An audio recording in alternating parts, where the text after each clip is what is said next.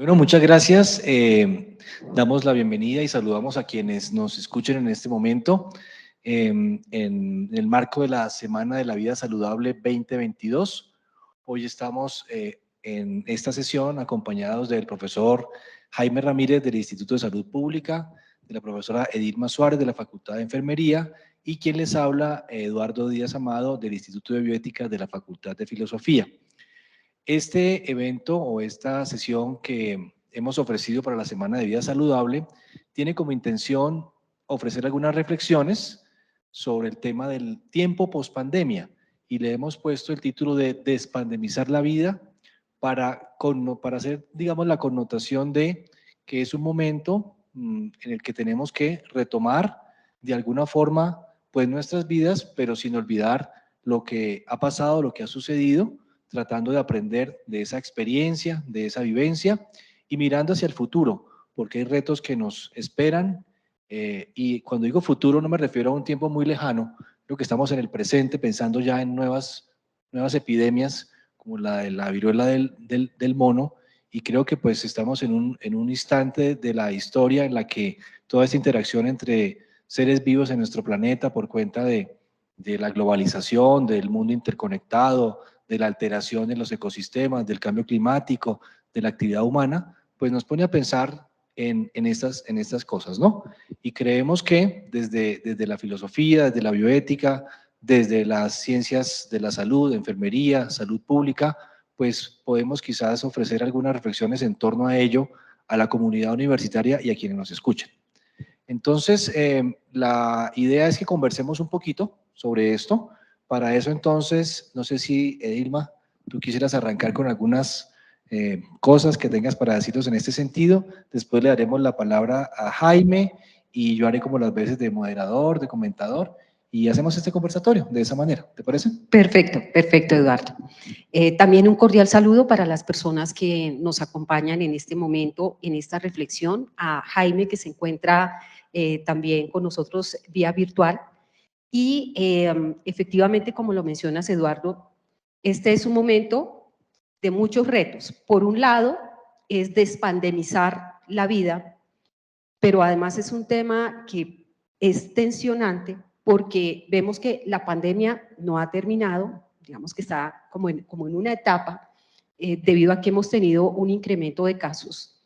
También por lo que hemos escuchado de la viruela del mono, pero además en China hay otra situación de salud que está llevando a que cierto número de personas estén en cuarentena y tal vez eso nos lleva a pensar la vida de otra manera. Primero, a revalorizar la vida, a darle otro lugar a la vida y a que la vida, la salud sean importantes en todo momento y no necesariamente o únicamente en tiempos de pandemia. Y eso pues exige muchas cosas desde los ciudadanos y desde el mismo gobierno. Yo quisiera hablar de algo que ha venido tomando fuerza en América Latina y que ha llegado a Colombia y hace referencia a la política nacional de cuidado. ¿Cómo darle otro lugar al cuidado? Porque el cuidado en la sociedad colombiana ha estado subvalorizado, no se le ha dado el reconocimiento.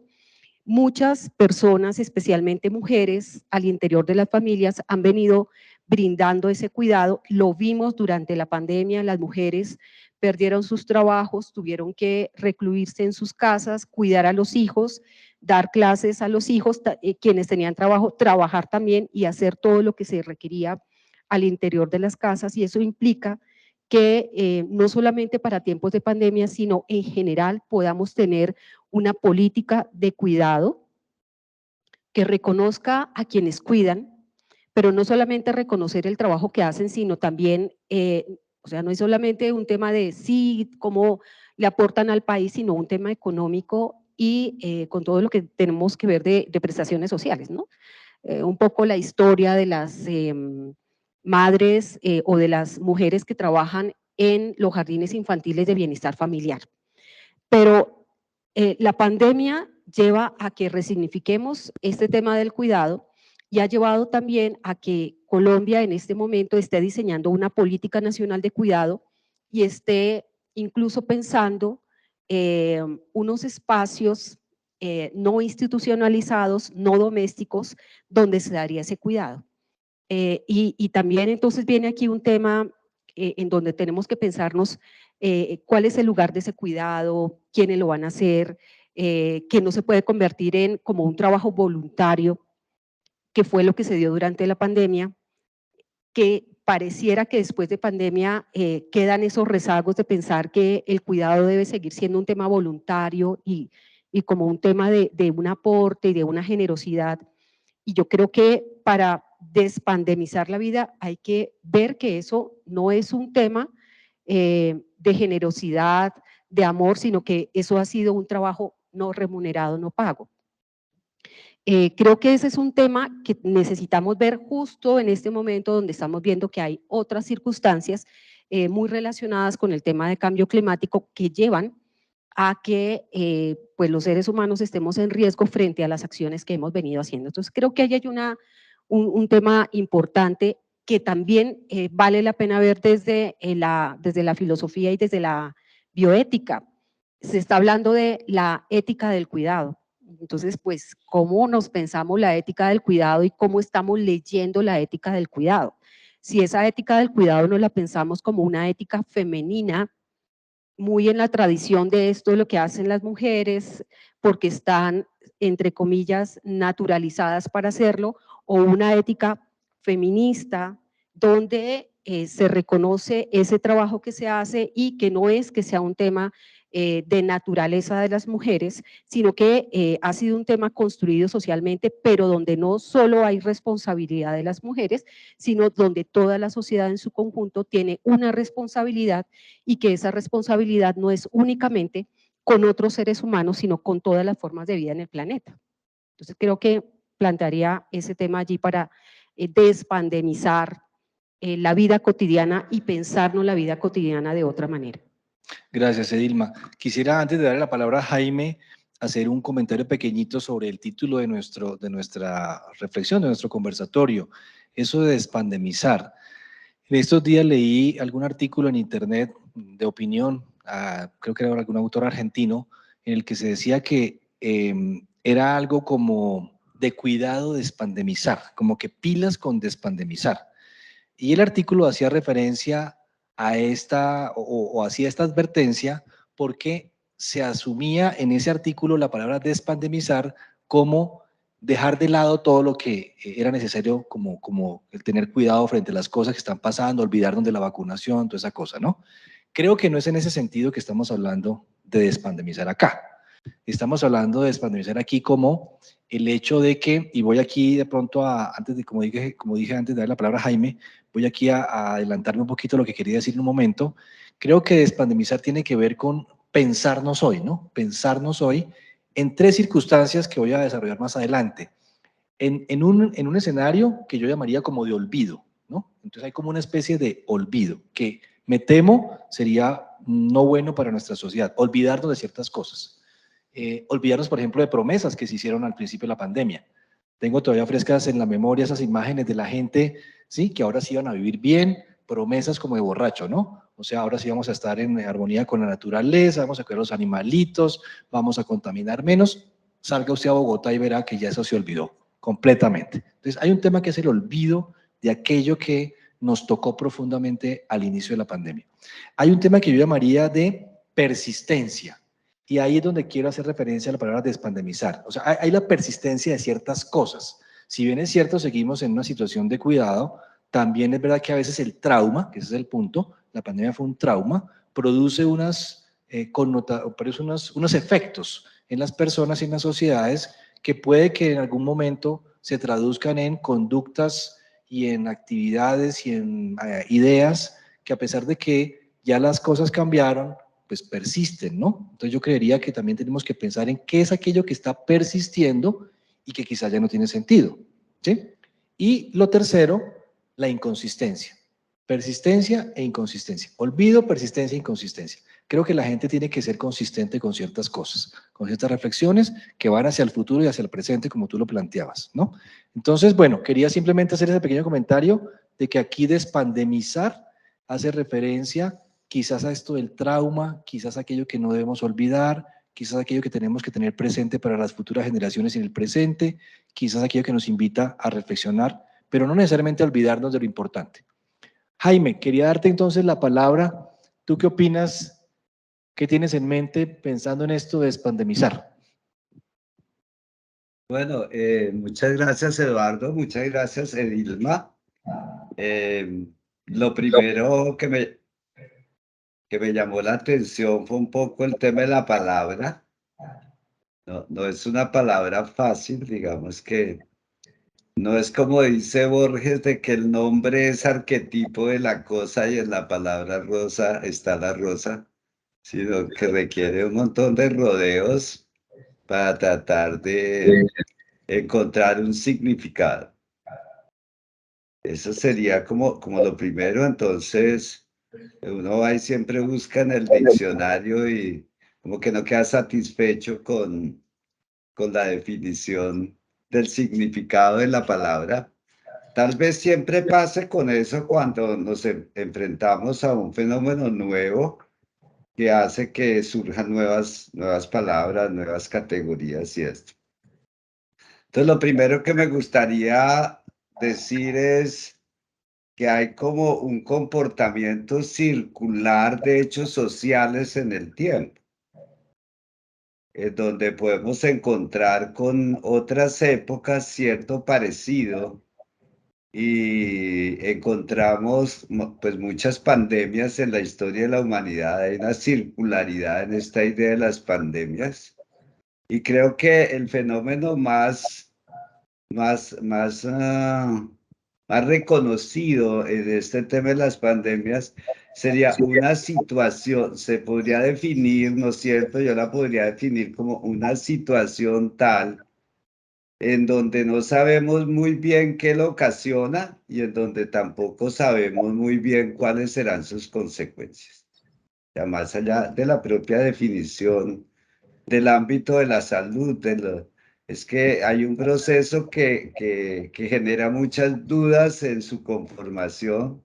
Sabemos de lo fuerte que va a ser el impacto sobre la sociedad, pero no sabemos qué tipo de comportamiento debe asumir la sociedad para enfrentarse históricamente en cada uno de los sucesos en los cuales se atraviesan por estas características.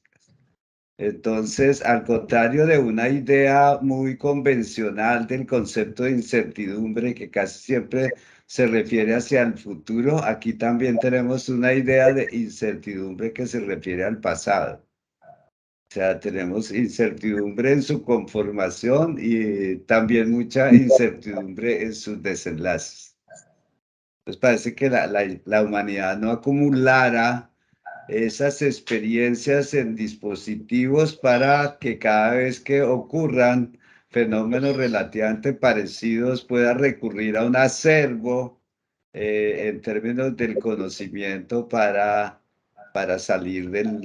para enfrentarse al fenómeno y para salir de él.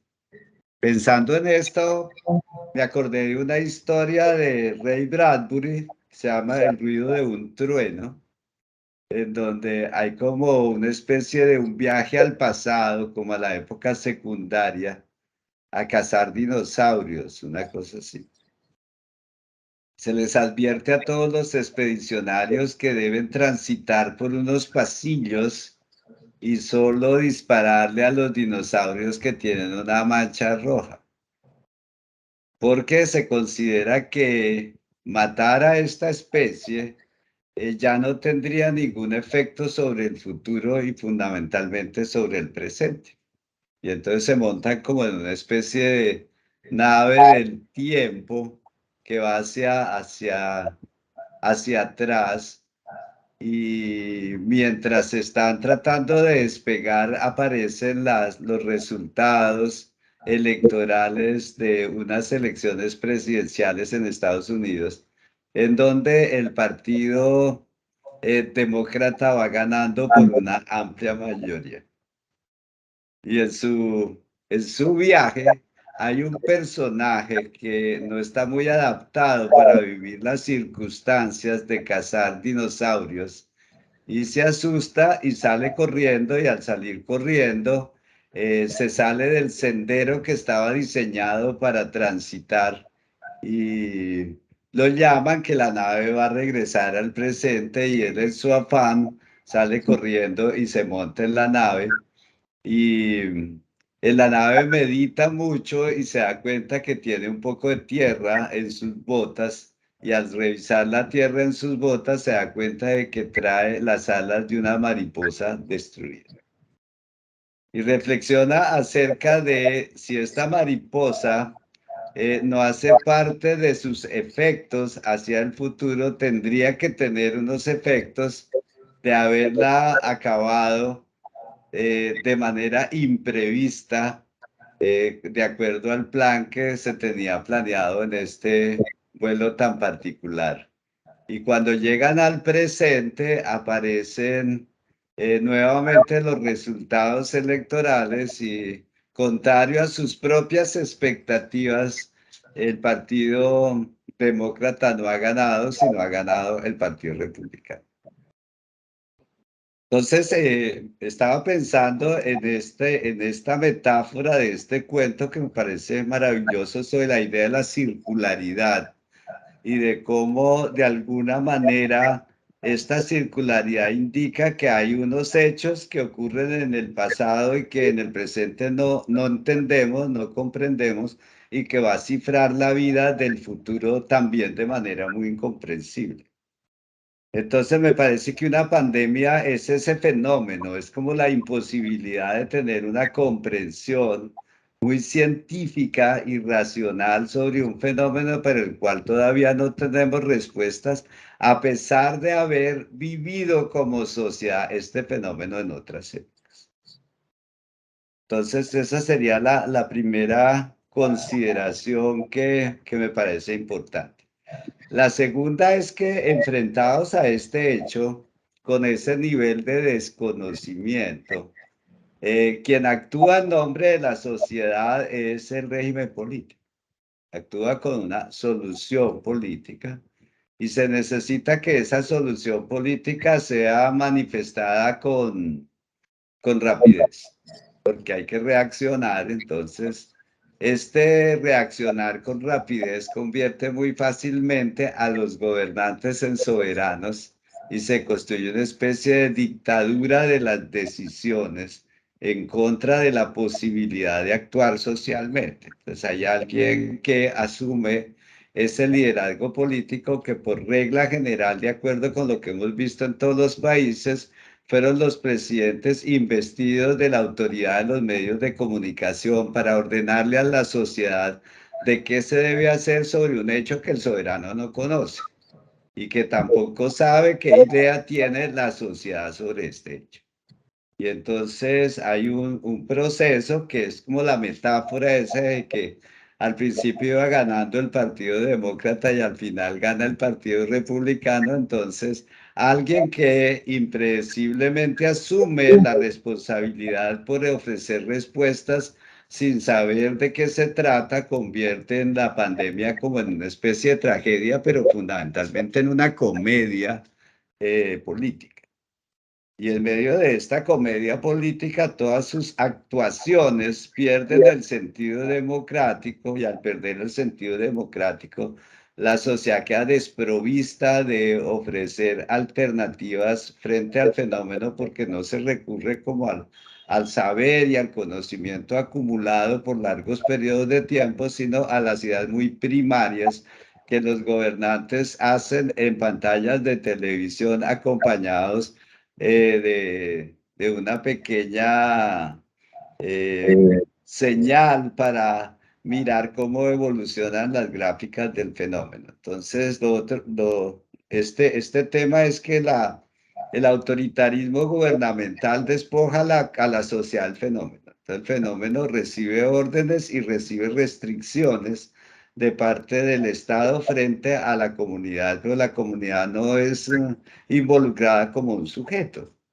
Entonces, lo único que hay que hacer en estas circunstancias es esperar y pensar que, por la gracia de cosas que no conocemos, las consecuencias no sean tan graves para la vida de las poblaciones. Y entonces cuando el fenómeno baja en su dinámica circular del tiempo, la sociedad queda en unas circunstancias parecidas a donde inició. Sabe poco el fenómeno y no sabe cómo enfrentarse a la reemergencia o a otras pandemias en el futuro. Entonces me parece que en medio de esto siempre se propone regresar a antes de, pero no se reconoce que lo que ha ocurrido tiene un impacto muy grande sobre la sociedad y que es imposible regresar a. En ese sentido, despandemizar no es regresar a algo que uno no conoce, ¿sí? Sino que por la naturaleza del fenómeno puede ser un proceso que tiene circunstancias políticas distintas como la llegada del nuevo presidente. Y entonces en medio de esas circunstancias hay que construir una solución.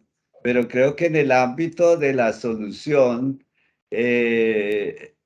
para fenómenos de esta naturaleza no son posibles de construir estas soluciones si no se cuenta con alguna idea de cómo la sociedad cree que ha vivido su fenómeno. Entonces nuestro gran reto es tratar de encontrar mecanismos para que la sociedad exprese de alguna manera su experiencia.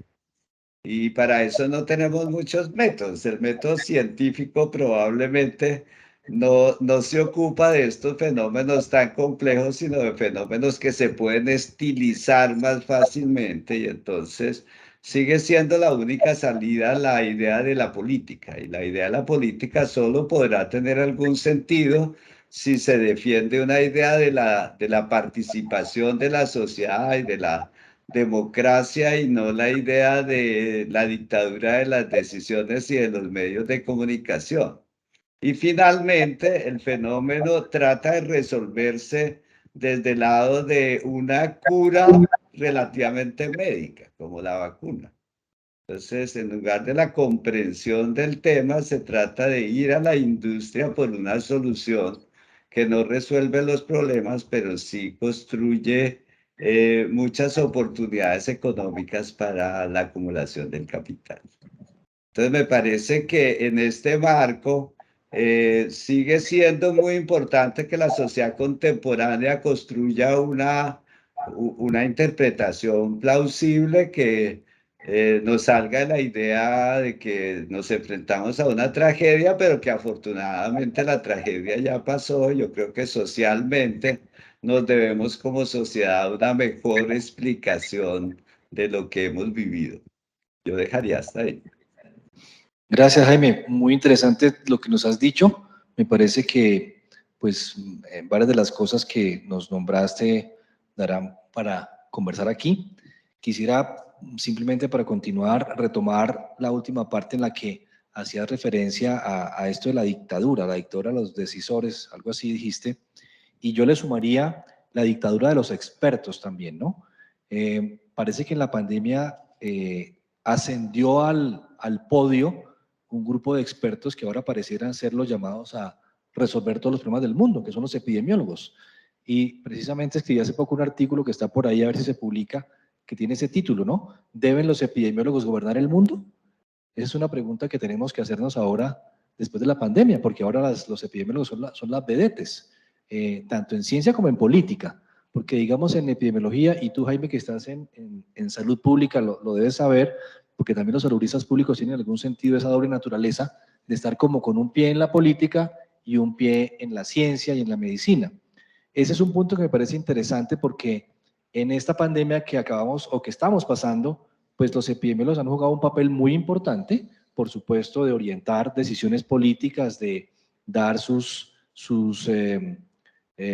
perspectivas sobre lo que hay que hacer. Los tomadores de decisiones han acudido a los epidemiólogos para ver qué es lo que hay que hacer, no siempre haciendo exactamente lo que dicen, pero sin duda alguna han sido un brazo importante de lo que implicó la toma de decisiones en esta pandemia. Al mismo tiempo también creo, y algunos autores han hecho ese comentario, Poner todo en manos de los expertos tiene el problema de que la sociedad o las personas dejen de lado también su propia capacidad crítica y que asuman también su responsabilidad en todo lo que hay que hacer. Creo que ese es un punto interesante que digamos que se nota en esta pandemia, porque quizás hace 100 años, en la última gran pandemia que se dice fue la de la gripe española, pues no había la epidemiología como la que conocemos hoy, ¿no? Como con esa gran fuerza tanto científica como política. Entonces yo creo que hoy asistimos a un desdoblamiento o más bien como a una nueva circunvolución de las maneras como se ejerce el poder en la sociedad. Me parece que todo el tema de la epidemiología y la forma como se tomaron decisiones muestran que estamos atendiendo a nuevas maneras de reencauchar lo que es la gubernamentalidad, cómo se gobiernan las vidas de las personas y de la sociedad. En algún blog por ahí que leí en internet también hacían referencia a algo que me pareció muy bonito, y es que habría desde Foucault como 3 modelos de gobernar, ¿no? Pensando en epidemias. Entonces, el tema de la lepra, por ejemplo. El tema de la lepra en la antigüedad hace referencia a un tipo de gobernar que implica la exclusión. Entonces, a los leprosos se les excluía de la sociedad. En cambio, cuando vino la peste negra, vino un modelo distinto que es la reclusión. Entonces, era como el encerramiento, lo que ocurrió en la Edad Media, ¿no? Y esta manera de vivir la epidemia nuestra en nuestros días no es ni reclusión ni es exclusión, sino es gobernar la epidemia, gobernar la vida de las personas. Aunque evidentemente pues tuvimos expresiones de las otras dos, ¿no? De exclusión y de reclusión. Pero lo importante es que en nuestro mundo de hoy, en nuestro mundo contemporáneo, no se trata tanto de excluir o recluir, sino de administrar, usaría más bien esa palabra, administrar la muerte, administrar la vida, administrar la tragedia, administrar la pandemia.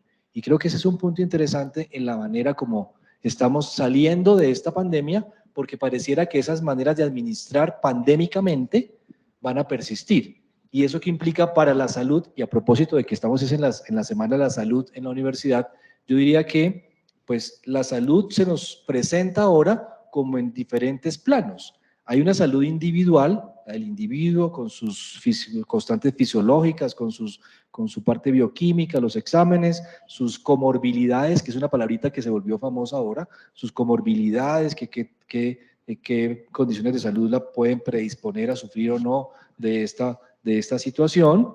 Está eso, por supuesto, y creo que es a eso a lo que siempre se ha hecho referencia con énfasis en la sociedad. Pero vemos en la pandemia que hay otros tipos de niveles en lo que tiene que ver con salud. La salud de la sociedad como un todo, por ejemplo. La salud política, a la que hacía referencia Jaime. La salud de las personas en sus, digamos, grupos, como tú ponías, Edilma, las mujeres, por ejemplo, o los trabajadores de la salud, en algo que tú trabajaste mucho durante la pandemia. Entonces creo que la salud es algo que hoy podríamos ver como en diferentes planos. Ser saludable hoy no es solamente salir a trotar. Creo que ser saludable hoy implica muchas otras cosas que están interrelacionadas. La salud del individuo no está aislada de la salud de la sociedad, no está aislada de la salud del sistema de salud, no está aislada del sistema político y no está aislada de la salud del planeta. Evidentemente, el concepto de salud hoy lo vemos de una manera mucho más compleja de lo que antes quizás se hacía referencia, ¿no? Que todo se reduce como a los servicios médicos. No sé, ¿tú qué opinas, Edilma? Sí, también estaba pensando, escuchando a Jaime, escuchándote a ti, Eduardo, de finales de 1800, cuando Colombia hace un convenio con el gobierno alemán y llega a Colombia el higienismo, ¿no? Y las diferentes etapas de higienismo que hemos tenido en el país. Y allí me refiero al tema del lavado de manos, del uso del tapabocas, cómo llevamos más de un siglo, porque el higienismo sigue ahí, aunque al ministerio ya no lo llamemos de higiene, sino de salud y promoción social y protección social, pero cómo en el ejemplo del uso del tapabocas se puede entender el tema de los expertos y el tema de la gubernamentalidad. Entonces el tapabocas se usa cuando se genera el miedo a enfermarme. Si no hay un miedo, no se usa, porque cuando los expertos dicen, y pues me refiero a cuando el ministerio dice ya no es necesario usar tapabocas en espacios abiertos, entonces se deja el uso del tapabocas y luego cuando se invita a usar nuevamente el tapabocas, pues ya se perdió el miedo, ya parece que no nos va a ocurrir nada, aunque se esté hablando de la viruela del simio, y que tiene algunas formas similares a el COVID-19 de transmisión, y ve uno en el transporte público el no uso del tapabocas.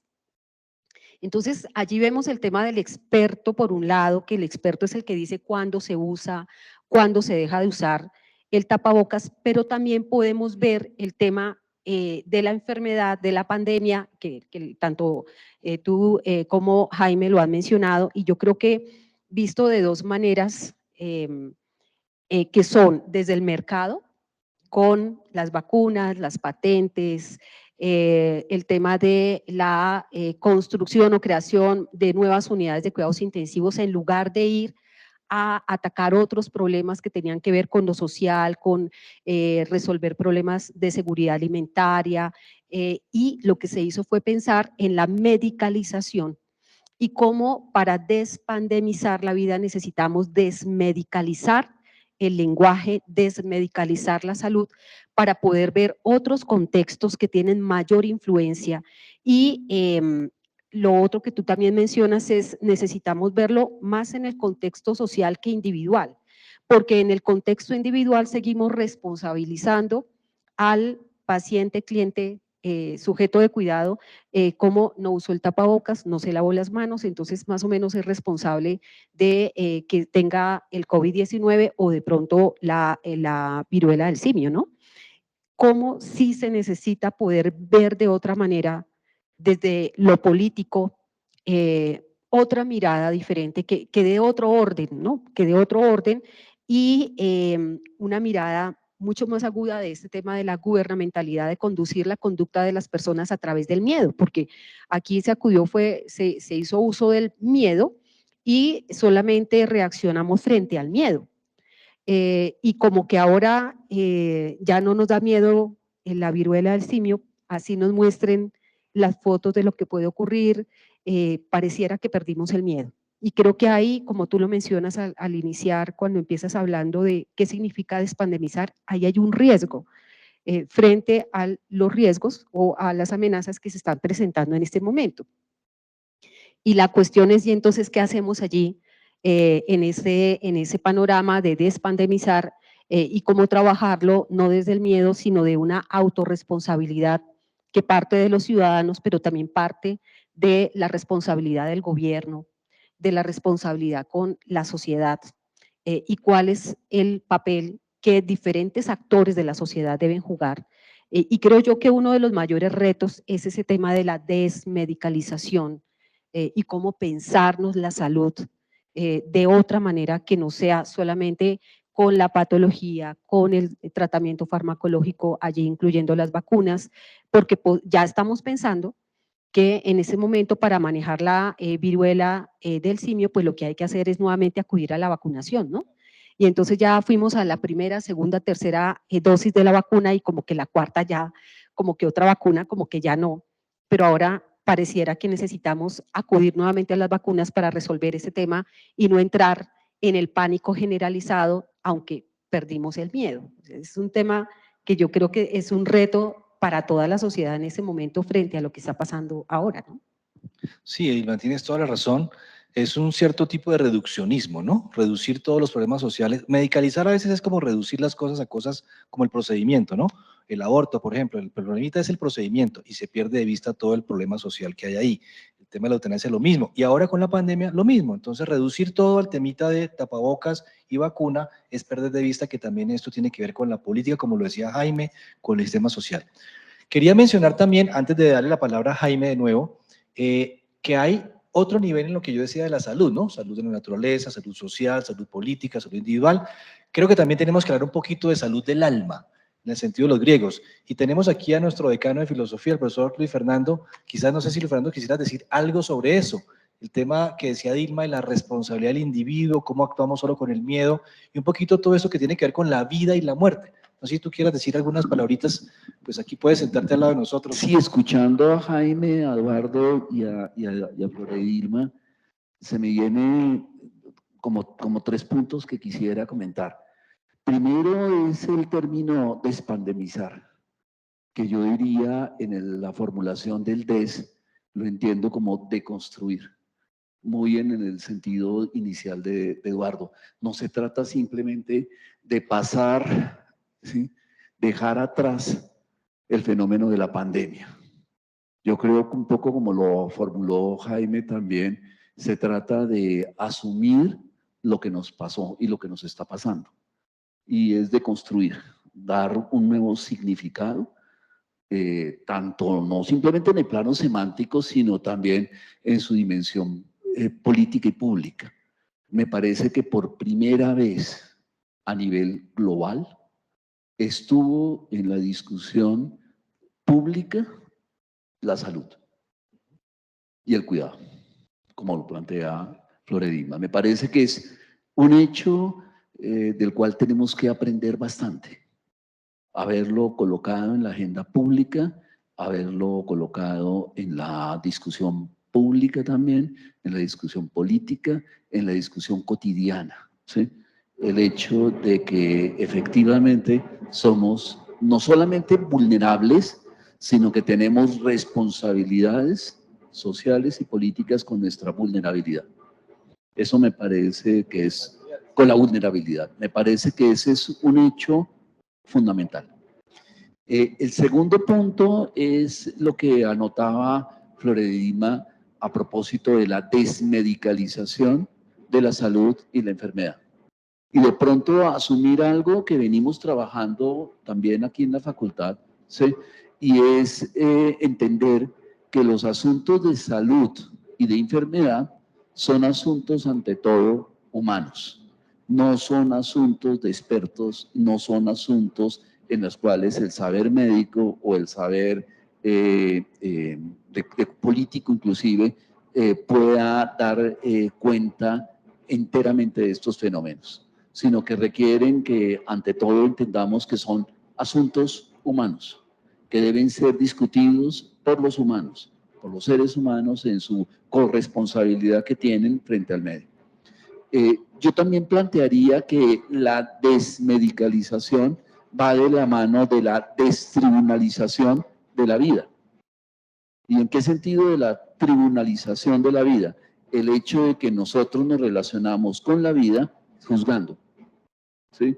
Es decir, también son los expertos y fundamentalmente, ¿sí?, los médicos se convierten en abogados y los abogados también se comprenden como médicos. Y eso me parece muy, muy peligroso, ¿sí?, porque la vida humana hay que poderla ver con caridad, ¿sí?, una visión caritativa de la vida, ¿sí? La vida nos da y nos enseña, y de alguna manera lo que nos está enseñando es cómo asumimos la protección del mundo. Y yo pondría unos terceros expertos.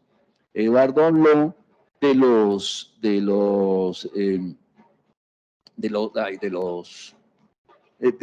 experto médico que está cuantificando y observando la vida misma.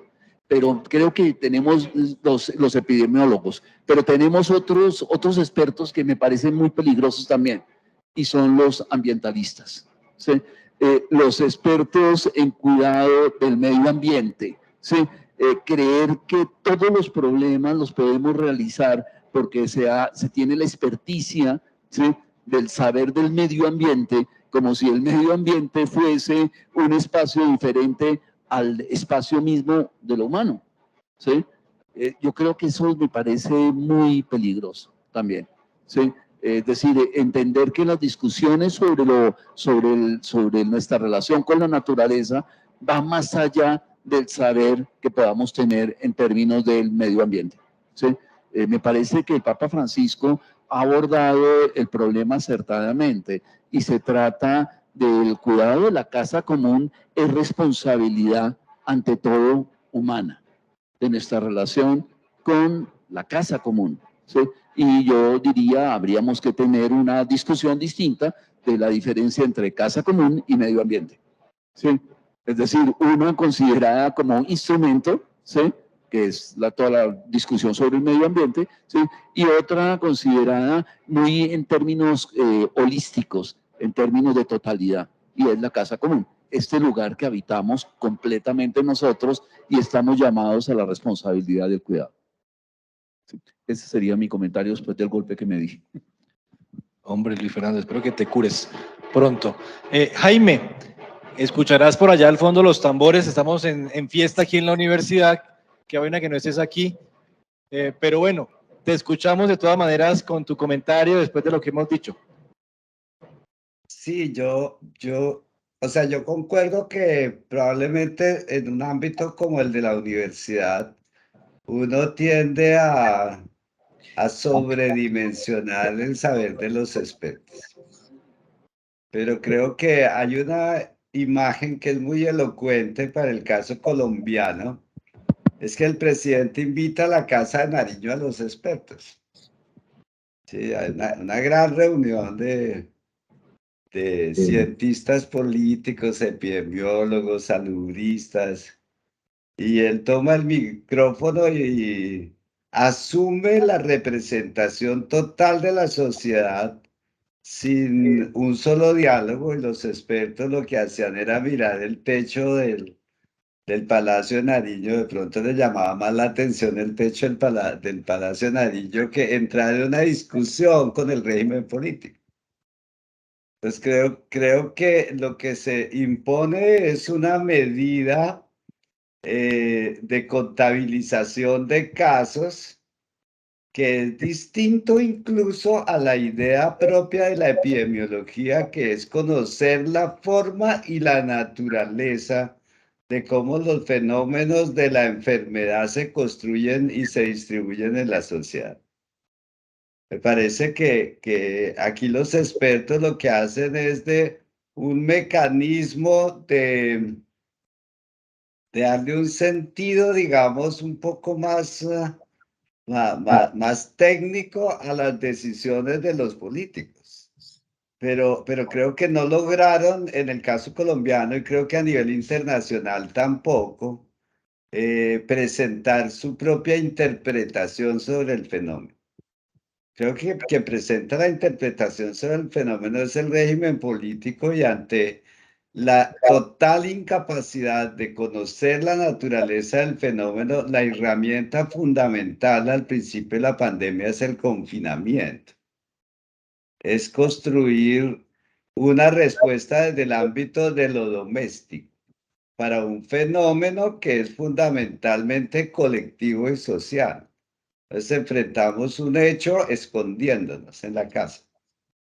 Y entonces ese confinamiento es el que da origen a la preponderancia del autoritarismo político, porque se despoja al sujeto de actuar socialmente y tiene que responder desde el ámbito de las paredes de su condición en el hogar. Entonces, me parece que esto hace que estemos enfrentados a dos clases de riesgos. Una es el riesgo que podemos denominar como la pandemia en sus comportamientos derivados de la afectación de la salud. Y otro hecho es el de la respuesta, que es la individualización y llevar al ámbito de lo doméstico la respuesta.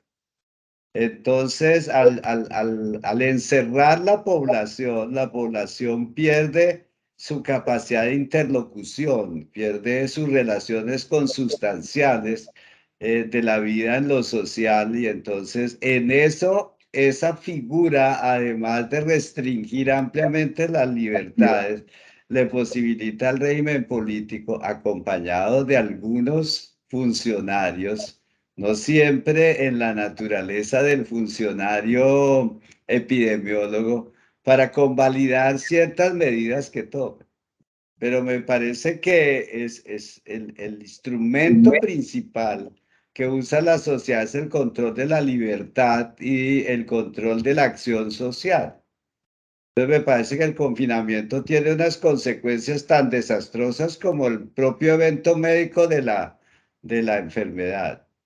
Y entonces me parece que ese es un tema que habrá que seguir discutiendo. Siempre se presenta en todas las pandemias, y es que hay que acabar con la vida en sociedad para controlar una pandemia, en lugar de pensar que la vida en la sociedad podría contribuir mucho a la comprensión del problema y a la solución del problema. Yo creo que siempre seguimos utilizando la misma tecnología, no sé, desde la viruela de las vacas, digamos, la expresión del confinamiento en esa época estaba en el hospital como centro de confinamiento y no como centro de la atención.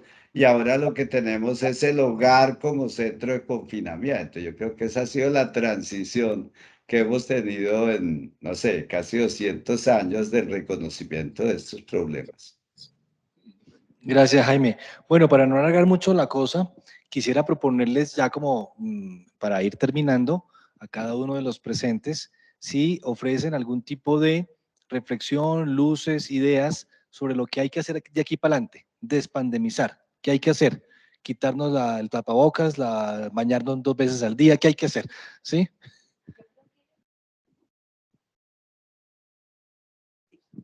Yo creo que este tema del higienismo hay que mantenerlo. Ya eso lleva más de un siglo, nos ha acompañado y eso hay que mantenerlo como una medida de protección frente a lo que pasó, a lo que está pasando y a lo que puede pasar. Creo que es importante en la línea de lo que estamos hablando de los expertos, cómo ese diálogo de los expertos se excluye y la importancia de darle lugar a los saberes subalternos. Comunidades indígenas que manejaron la pandemia de otra manera y lograron manejarla y con muy buenos resultados. ¿Cómo no establecer un diálogo de saberes en el que el experto no, o sea, no crea que realmente lo sabe todo, sino que sabe una parte? Y hay otros que tienen otro conocimiento. Yo creo que ese diálogo hay que recuperarlo. Y yo creo que hay otro tema que tiene que ver con, en el COVID veíamos el problema respiratorio, la dificultad respiratoria del paciente que implicaba llevarlo a la unidad de cuidados intensivos, pronarlo y lo demás, y eso era visible. Pero como efecto tenemos una gran problemática de salud mental que está allí, pero que dado que no es visible, frente a eso se está haciendo muy poco. No hay realmente una respuesta social como país y diríamos como planeta Tierra, porque no hay una respuesta frente que esperaríamos una respuesta similar como la que se dio en la pandemia para el tema de enfermedad mental derivada del trauma que se generó con el encierro, con no poder socializar, con el miedo, el terror de enfermar y morir, y creo que ahí hay un tema clave sobre el cual hay que trabajar y es la responsabilidad frente a los problemas de salud mental.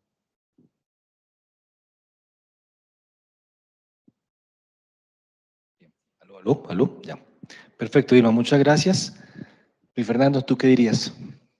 Me parece que en correspondencia con lo que anota Floredilma es llevar la discusión de la salud y la enfermedad y la muerte al terreno público y al terreno del contacto entre los verdaderos agentes, que esto es un problema de que nos incumbe a cada uno de nosotros, ¿sí? Tanto en cuanto seres humanos.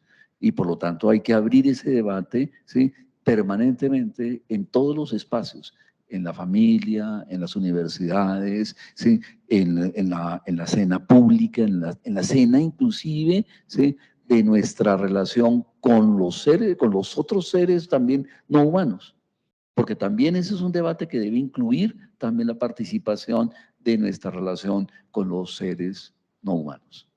Me parece que ese es el punto central de lo que tenemos que pensar ahora en el futuro. Gracias, Luis Fernando. Jaime.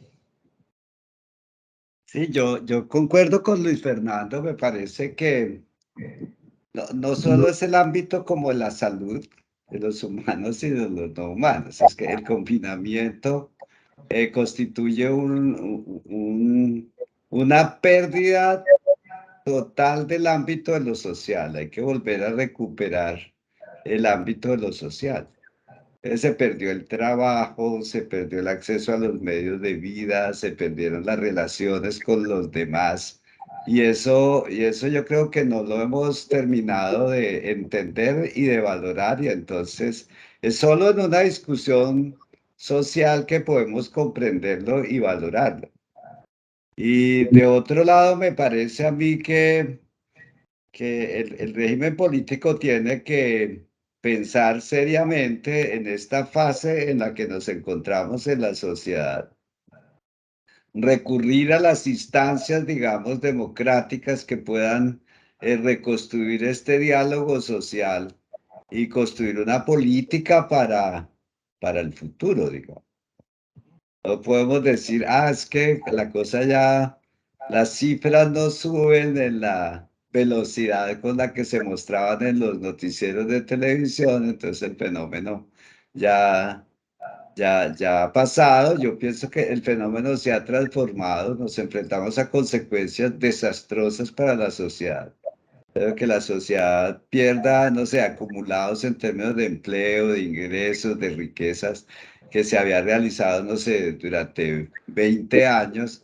No es fácil, aparte de las desigualdades un poco más relacionadas con la estructura de los mercados, ahora hay más desigualdades, ya hay más problemas, ya hay más autoritarismo dentro de la sociedad. Entonces creo que hay que continuar con la discusión. Creo que la pandemia como tal es difícil de determinar temporalmente.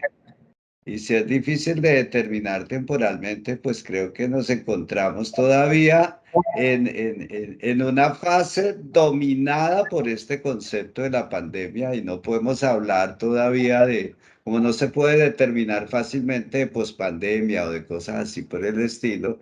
Y es decir, esto es un hecho social y todavía nos encontramos dentro del hecho social y todavía valen iniciativas de comprensión social del hecho y de construcción social de las alternativas. Gracias, Jaime. Con esos tambores de fondo me siento como en Jumanji. No sé en qué momento van a salir los rinocerontes corriendo aquí.